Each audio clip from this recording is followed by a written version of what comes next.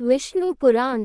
ओम श्री मन्नारायणाय नमः। पंचम अंश 18वां अध्याय। भगवान का मथुरा प्रस्थान, गोपियों की विरह कथा और अक्रूर जी का मोह। श्री पराशर जी बोले, हे मैत्रेय, यदुवंशी अक्रूर जी ने इस प्रकार चिंतन करते श्री गोविंद के पास पहुंचकर उनके चरणों में सिर झुकाते हुए, मैं क्रूर हूँ ऐसा कहकर प्रणाम किया। भगवान ने भी अपने ध्वजा वज्री पद्मांकित कर कमलों से उन्हें स्पर्श कर और प्रीतिपूर्वक अपनी ओर खींचकर गाढ़ आलिंगन किया। तदनंतर अक्रूर जी के यथायोग्य प्रणाम आदि कर चुकने पर श्री बलराम जी और कृष्णचंद्र अति आनंदित हो उन्हें साथ लेकर अपने घर आए। फिर उनके द्वारा सत्कृत होकर यथायोग्य भोजनादि कर चुकने पर अक्रूर ने उनसे वह संपूर्ण वृतांत कहना आरंभ किया, जैसे कि दुरात्मा दानव कंस ने आनकादुंदुभि वसुदेव और देवी देवकी को डांटा था, तथा जिस प्रकार वह दुरात्मा अपने पिता उग्रसेन से दुर्व्यवहार कर रहा है और जिसलिए उसने उन्हें अक्रूर जी को वृंदावन भेजा है। भगवान देवकीनंदन ने यह संपूर्ण वृतांत विस्तार पूर्वक सुनकर कहा, हे दानपते, ये सब बातें मुझे मालूम हो गई है महाभाग। इस विषय में मुझे जो उपयुक्त जान पड़ेगा वही करूंगा। अब तुम कंस को मेरे द्वारा मरा हुआ ही समझो, इसमें किसी और तरह का विचार न करो। भैया बलराम और मैं दोनों ही कल तुम्हारे साथ मथुरा चलेंगे।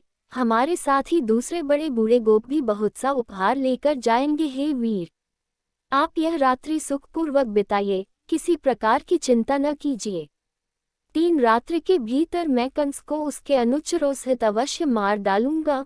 श्री पराशर जी बोले, तदनंतर अक्रूर जी, श्री कृष्णचंद्र और बलराम जी संपूर्ण गोपियों को कंस की आज्ञा सुना नंद गोप के घर सो गए। दूसरे दिन निर्मल प्रभातकाल होते ही महातेजस्वी राम और कृष्ण को अक्रूर के साथ मथुरा चलने की तैयारी करते देख जिनकी भुजाओं के कनकन ढोले हो गए हैं, वे गोपियां नेत्रों में आंसू भरकर तथा दुखात होकर दीर्घ निश्वास छोड़ती हुई परस्पर कहने लगी, अब मथुरापुरी जाकर श्री कृष्णचंद्र फिर गोकुल में क्यों आने लगे, क्योंकि वहां तो ये अपने कानों से नगर नारियों के मधुर आलापरूप मधु का ही पान करेंगे। नगर की वनिताओं के विलासयुक्त वचनों के रसपान में आसक्त होकर फिर इनका चित्त गांवारी गोपियों की ओर क्यों जाने लगा। आज निर्दयी दुरात्मा विधाता ने समस्त ब्रज के सारभूत सर्वस्व स्वरूप श्री हरि को हर कर हम गोप नारियों पर घोर आघात किया है। नगर की नारियों में भावपूर्ण मुस्कानमयी बोली, विलास ललित गति और कटाक्षपूर्ण चितवन की स्वभाव से ही अधिकता होती है। उनके विलास बंधनों से बंधकर यह ग्राम्य हरि फिर किस युक्ति से तुम्हारे हमारे पास आवेगा। देखो, क्रूर एवं निर्दयी अक्रूर के बहकावे में आकर ये कृष्णचंद्र रथ पर चढ़े हुए मथुरा जा रहे हैं। यह नरिशंस अक्रूर क्या अनुरागी जनों के हृदय का भाव तनिक भी नहीं जानता, जो यह इस प्रकार हमारे नयनानंद वर्धनंदन को अन्यत्र लिए जाता है। देखो, यह अत्यंत निठुर गोविंद राम के साथ रथ पर चढ़कर जा रहे हैं। अरे, इन्हें रोकने की शीघ्रता करो। इस पर गुरुजनों के सामने ऐसा करने में असमर्थता प्रकट करने वाली किसी गोपी का लक्ष्य करके उसने फिर कहा, अरे, तू क्या कह रही है कि अपने गुरुजनों के सामने हम ऐसा नहीं कह सकती। भला अब विराग्नि से भस्मीभूत हुई हम लोगों का गुरुजन क्या करेंगे। देखो, यह नंदगोप आदि गोपी भी उन्हीं के साथ जाने की तैयारी कर रहे हैं। इनमें से भी कोई गोविंद को लौटाने का प्रयत्न नहीं करता। आज की रात्रि मथुरा वासिनी स्त्रियों के लिए सुंदर प्रभात वाली हुई है, क्योंकि आज उनके नयन भून श्री अच्युत के मुखारविंद का मकरंद पान करेंगे। जो लोग इधर से बिना रोक टोक श्री कृष्णचंद्र का अनुगमन कर रहे हैं वे धन्य हैं, क्योंकि वे उनका दर्शन करते हुए अपने रोमांचयुक्त शरीर का वहन करेंगे। आज श्री गोविंद के अंग प्रत्यंगों को देखकर मथुरा वासियों के नेत्रों को अत्यंत महोत्सव होगा। आज न जाने उन भाग्यशालिनियों ने ऐसा कौन शुभ स्वप्न देखा है जो वे कांति में विशाल ननों वाली मथुरापुरी की स्त्रियां स्वच्छंदता पूर्वक श्रीयधोक्षज को निहारेंगी। अहो, निष्ठुर विधाता ने गोपियों को महानिधि दिखलाकर आज उनके नेत्र निकाल लिए। देखो, हमारे प्रति श्रीहरि के अनुराग में शिथिलता आ जाने से हमारे हाथों के कनकन भी तुरंत ही ढीले पड़ गए हैं। भला हम जैसी दुखिनी अबलाओं पर किसे दया न आवेगी। परंतु देखो, यह क्रूर हृदय अक्रूर तो बड़ी शीघ्रता से घोड़ों को हाँक रहा है। देखो, यह कृष्णचंद्र के रथ की धूली दिखाई दे रही है, किंतु हाँ, अब तो श्रीहरि इतनी दूर चले गए कि वह धूली भी नहीं दिखती। श्री पराशर जी बोले, इस प्रकार गोपियों के अति अनुराग सहित देखते देखते श्री कृष्णचंद्र ने बलराम जी के सहित व्रजभूमि को त्याग दिया। तब वे राम कृष्ण और अक्रूर शीघ्रगामी घोड़ों वाले रथ से चलते चलते मध्याह्न के समय यमुना तट पर आ गए। वहां पहुंचने पर अक्रूर ने श्री कृष्णचंद्र से कहा, जब तक मैं जमुना जल में मध्याह्नकालीन उपासना से निवृत्त हूँ तब तक आप दोनों यही विराजे। श्री पराशर जी बोले, हे विप्र। तब भगवान के बहुत अच्छा कहने पर महामती अक्रूर जी यमुना जल में घुसकर स्नान और आचमन आदि के अनंतर परब्रह्म का ध्यान करने लगे। उस समय उन्होंने देखा कि बलभद्र सहस्रफनावली से सुशोभित है। उनका शरीर कुंदमालाओं के समान शुभ्रवर्ण है तथा नेत्र प्रफुल्ल कमल दल के समान विशाल है। वे वासुकी और रंभ आदि महासर्पों से घिरकर उनसे प्रशंसित हो रहे हैं तथा अत्यंत सुगंधित वरमाला से विभूषित हैं। वे 2 श्याम वस्त्र धारण किए, कमलों के बने हुए सुंदर आभूषण पहने तथा मनोहर कुंडली कंडुली मारे जल के भीतर विराजमान है। उनकी गोद में उन्होंने आनंदमय कुलभूषण श्री कृष्णचंद्र को देखा, जो मेघ के समान श्याम वर्ण, कुछ लाल लाल विशाल ननों वाले, चतुर्भुज, मनोहर अंगोपांगों वाले तथा शंख चक्रादि आयुधों से सुशोभित हैं, जो पीताम्बर पहने हुए हैं और विचित्र वनमाला से विभूषित हैं तथा उनके कारण इंद्रधनुष और विद्युन्माला मंडित सजल मेघ के समान जान पड़ते हैं तथा जिनके वक्ष स्थल में श्रीवत्स चिन्ह और कानों में देदीप्यमान मकराकृत कुंडल विराजमान है। अक्रूर जी ने यह भी देखा कि सनकादि मुनिजन और निष्पाप सिद्ध तथा योगी जन उस जल में ही स्थित होकर नासिकाग्र दृष्टि से उन श्री कृष्णचंद्र का ही चिंतन कर रहे हैं। इस प्रकार वहां राम और कृष्ण को पहचान कर अक्रूर जी बड़े ही विस्मित हुए और सोचने लगे कि ये यहाँ इतनी शीघ्रता से रथ से कैसे आ गए। जब उन्होंने कुछ कहना चाहा तो भगवान ने उनकी वाणी रोक दी। तब वे जल से निकलकर रथ के पास आए और देखा कि वहां भी राम और कृष्ण दोनों ही मनुष्य शरीर से पूर्ववत रथ पर बैठे हुए हैं। तदनंतर उन्होंने जल में घुसकर उन्हें फिर गंधर्व, सिद्ध, मुनि और नागादिकों से स्तुति किए जाते देखा। तब तो दानपति अक्रूर जी वास्तविक रहस्य जानकर उन सर्वविज्ञानमय अच्युत भगवान की स्तुति करने लगे। अक्रूर जी बोले, जो सन्मात्र स्वरूप, अचिंत्य महिम, सर्वव्यापक तथा कार्य रूप से अनेक और कारण रूप से एक रूप है, उन परमात्मा को नमस्कार है। नमस्कार है हे अचिंतनीय प्रभो। आप सर्वरूप एवं हव्य स्वरूप परमेश्वर को नमस्कार है। आप बुद्धि से अतीत और प्रकृति से परे हैं, आपको बारंबार नमस्कार है। आप भूत स्वरूप, इंद्रिय स्वरूप और प्रधान स्वरूप है तथा आप ही जीवात्मा और परमात्मा हैं। इस प्रकार आप अकेले ही 5 प्रकार से स्थित हैं। हे सर्वात्मना, हे क्षराक्षरमय ईश्वर, आप प्रसन्न होइए। एक आप ही ब्रह्मा, विष्णु और शिव आदि कल्पनाओं से वर्णन किए जाते हैं। हे परमेश्वर, आपके स्वरूप, प्रयोजन और नाम आदि सभी अनिर्वचनीय हैं। मैं आपको नमस्कार करता हूँ हे नाथ। जहाँ नाम और जाति आदि कल्पनाओं का सर्वथा अभाव है, आप वही नित्य अविकारी और अजन्मा परब्रह्म है। क्योंकि कल्पना के बिना किसी भी पदार्थ का ज्ञान नहीं होता, इसलिए आपका कृष्ण, अच्युत, अनंत और विष्णु आदि नामों से स्तवन किया जाता है। वास्तव में तो आपको किसी भी नाम से निर्देश नहीं किया जा सकता है। जिन देवता आदि कल्पना में पदार्थों में अनंत विश्व की उत्पत्ति हुई है, वे समस्त पदार्थ आप ही हैं तथा आप ही विकारहीन आत्मवस्तु हैं, अतः आप विश्वरूप हैं।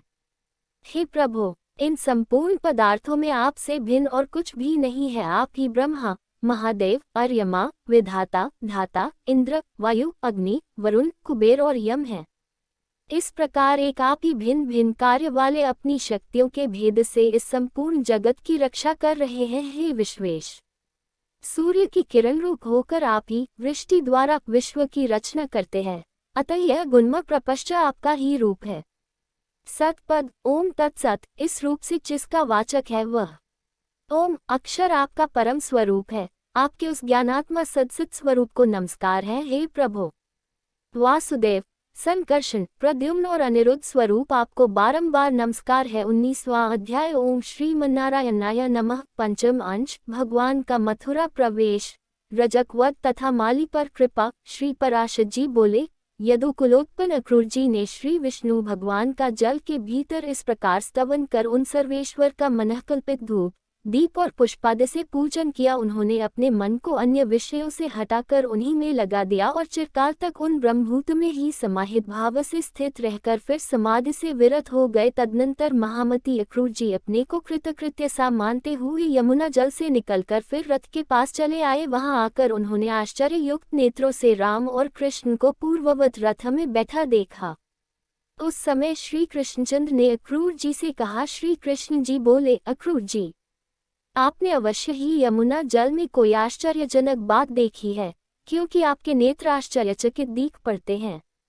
अक्रूर जी बोले, हे अच्युत, मैंने यमुना जल में जो आश्चर्य देखा है उसे मैं इस समय भी अपने सामने मूर्तिमान देख रहा हूँ। हे कृष्ण, यह महान आश्चर्यमय जगत जिस महात्मा का स्वरूप है, उन्हीं परम आश्चर्य स्वरूप आपके साथ मेरा समागम हुआ है। हे मधुसूदन, अब उस आश्चर्य के विषय में और अधिक कहने से लाभ ही क्या है।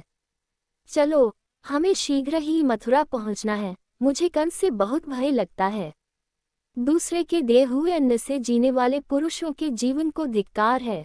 ऐसा कहकर अक्रूर जी ने वायु के समान वेग वाले घोड़ों को हाँका और सायंकाल के समय मथुरापुरी में पहुंच गए। मथुरापुरी को देखकर अक्रूर ने राम और कृष्ण से कहा, है वीरवरों, अब मैं अकेला ही रथ से जाऊंगा, आप दोनों पैदल चले आवे। मथुरा में पहुंचकर आप वसुदेव जी के घर न जाया, क्योंकि आपके कारण ही उन वृद्ध वसुदेव जी का कंस सर्वदा निरादर करता रहता है। श्री पराशर जी बोले। ऐसा कह अक्रूर जी मथुरापुरी में चले गए। उनके पीछे राम और कृष्ण भी नगर में प्रवेश कर राजमार्ग पर आए। वहां के नर नारियों से आनंद पूर्वक देखे जाते हुए वे दोनों वीर मतवाले तरुण हाथियों के समान लीलापूर्वक जा रहे थे। मार्ग में उन्होंने एक वस्त्र रंगने वाले रजक को घूमते देख उससे रंग बिरंगे सुंदर वस्त्र मांगे। वह रजक कंस का था और राजा के मुंह लगा होने से बड़ा घमंडी हो गया था। अतः राम और कृष्ण के वस्त्र मांगने पर उसने विस्मित होकर उनसे बड़े जोर के साथ अनेक दुर्वाक्य कहे। तब श्री कृष्णचंद्र ने क्रुद्ध होकर अपने करतल के प्रहार से उस दुष्ट रजक का भार पृथ्वी पर गिरा दिया। इस प्रकार उसे मारकर राम और कृष्ण ने उसके वस्त्र छीन लिए तथा क्रमशः नील और पीत वस्त्र धारण कर वे प्रसन्नचित्त से माली के घर गए। हे मैत्रेय, उन्हें देखते ही उस माली के नेत्र आनंद से खिल गए और वह आश्चर्यचकित होकर सोचने लगा कि ये किसके पुत्र हैं और कहाँ से आए हैं। पीले और नीले वस्त्र धारण किए उन अति मनोहर बालकों को देखकर उसने समझा मानो दो देवगण ही पृथ्वी तल पर पधारे हैं।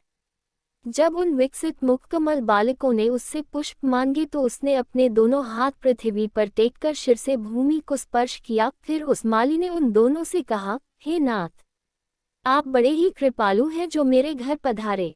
मैं धन्य हूँ, क्योंकि आज मैं आपका पूजन कर सकूंगा।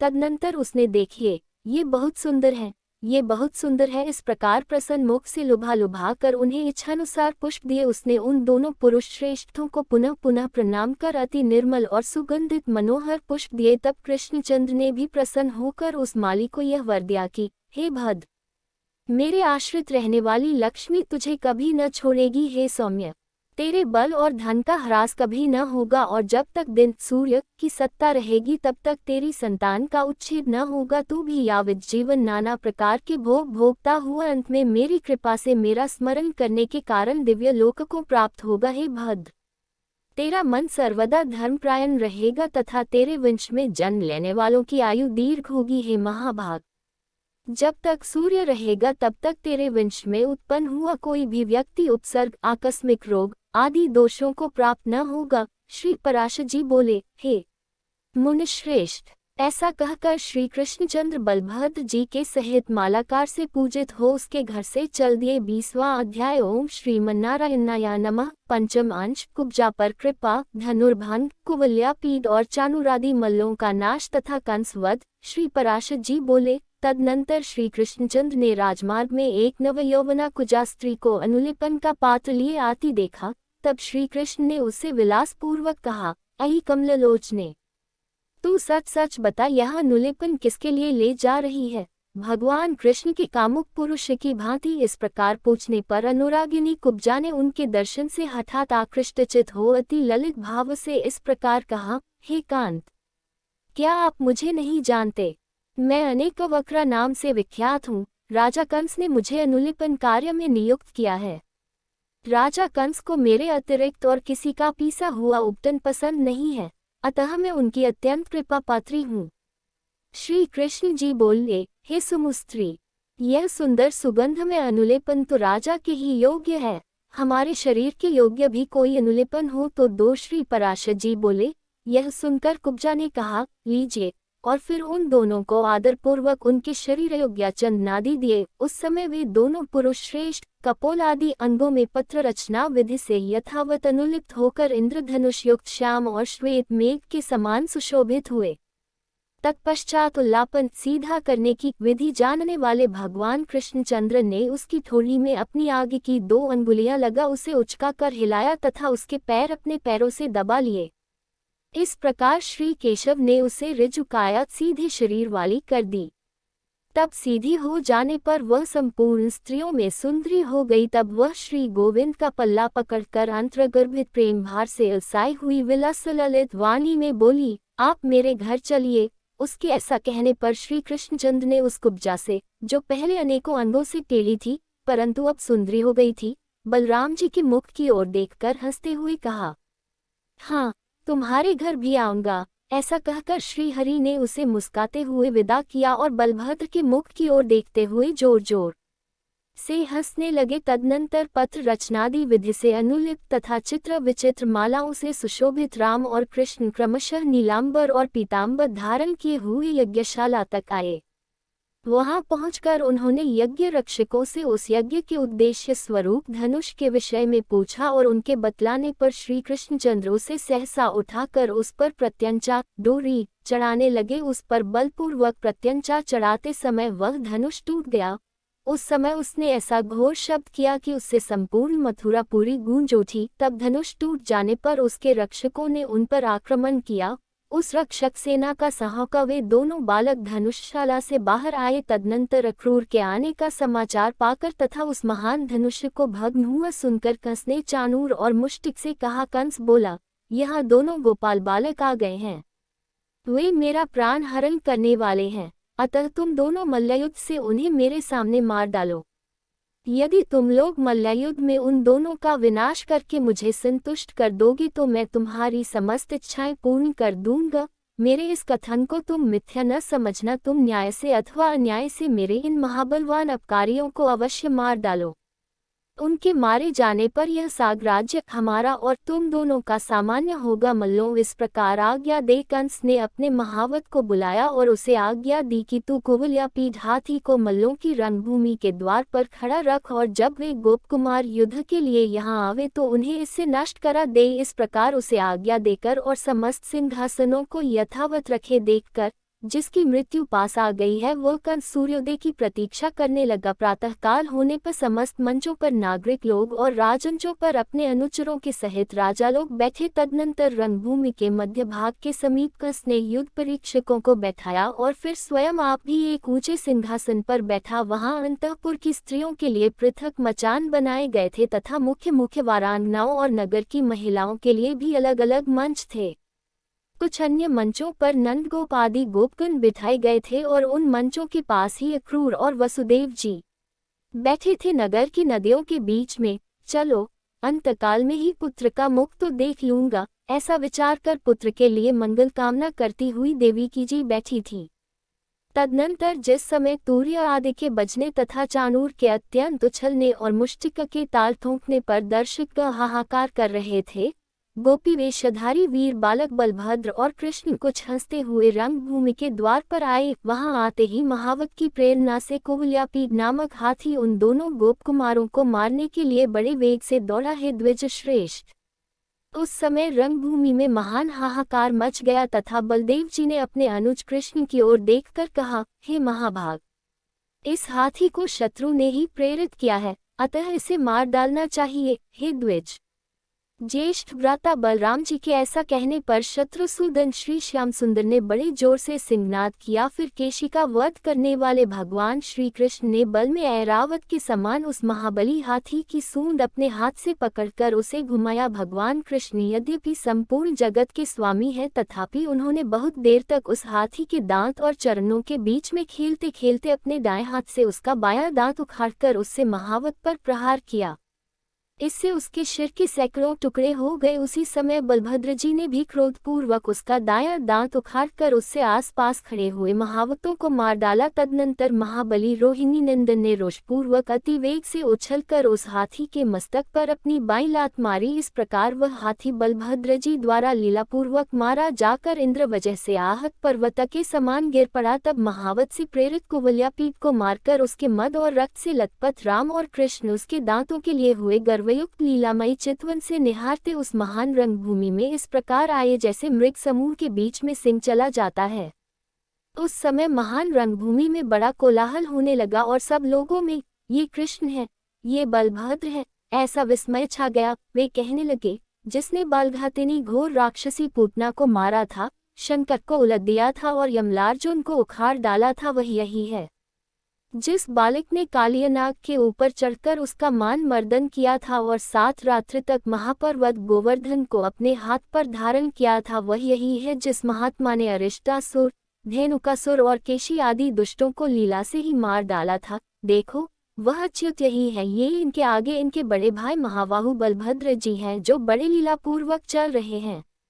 ये स्त्रियों के मन और ननों को बड़ा ही आनंद देने वाले हैं। पुराणार्थवेता विद्वान लोग कहते हैं कि ये गोपाल जी डूबे हुए यदुवंश का उद्धार करेंगे। ये सर्वलोकमय और सभी कारण भगवान विष्णु के ही अंश हैं। इन्होंने पृथ्वी का भार उतारने के लिए ही भूमि पर अवतार लिया है।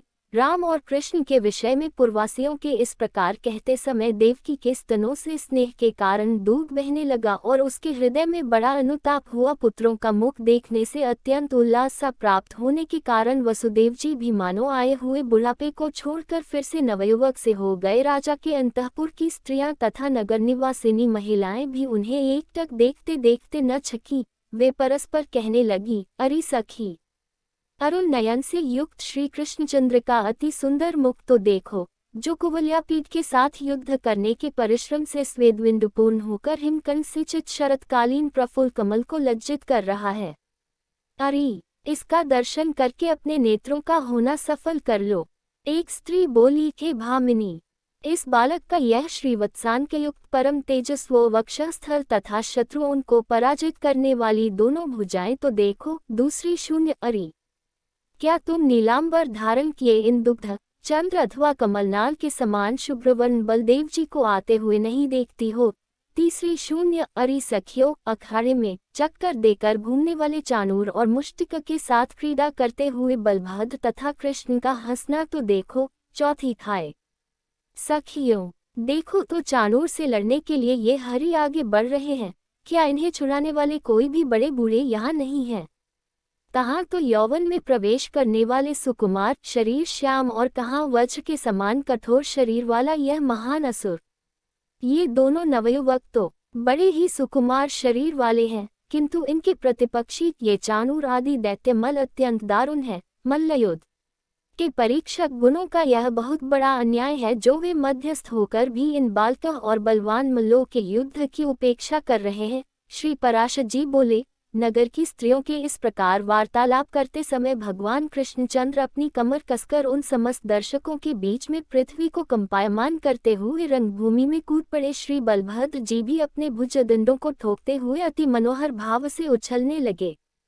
उस समय उनके पद पद पर पृथ्वी नहीं फटी, यह बड़ा आश्चर्य है। तदनंतर अमित विक्रम कृष्णचंद्र चाणूर के साथ और द्वंद्व युद्ध में कुशल राक्षस मुष्टिक बलभद्र जी के साथ युद्ध करने लगे। श्री कृष्णचंद्र चाणूर के साथ परस्पर भिड़कर, नीचे गिराकर, उछालकर, भूसे और वज्र के समान कोहनी मारकर, पैरों से ठोकर मारकर तथा एक दूसरे के अंगों को रगड़कर लड़ने लगे। उस समय उनमें महान युद्ध होने लगा। इस प्रकार उस समाजोत्सव के समीप केवल बल और प्राण शक्ति से ही संपन्न होने वाला उनका अति भयंकर और दारुण शस्त्रहीन युद्ध हुआ। चाणूर जैसे जैसे भगवान से भिड़ता गया वैसे ही वैसे उसकी प्राण शक्ति थोड़ी थोड़ी करके अत्यंत क्षीण होती गई। जगन्मय भगवान कृष्ण भी श्रम और कोप के कारण अपने पुष्पमय शिरोभूषणों में लगे हुए केशर को हिलाने वाले उस चाणूर से लीलापूर्वक लड़ने लगे। उस समय चाणूर के बल का क्षय और कृष्णचंद्र के बल का उदय देखकर उसने खींचकर तूर्य आदि बाजे बंद करा दिए। रंगभूमि में मृदंग और तूर्य आदि के बंद हो जाने पर आकाश में अनेक दिव्य तूर्य एक साथ बजने लगे और देवगण अत्यंत हर्षित होकर अलक्षित भाव से कहने लगे, हे गोविंद, आपकी जय हो हे केशव।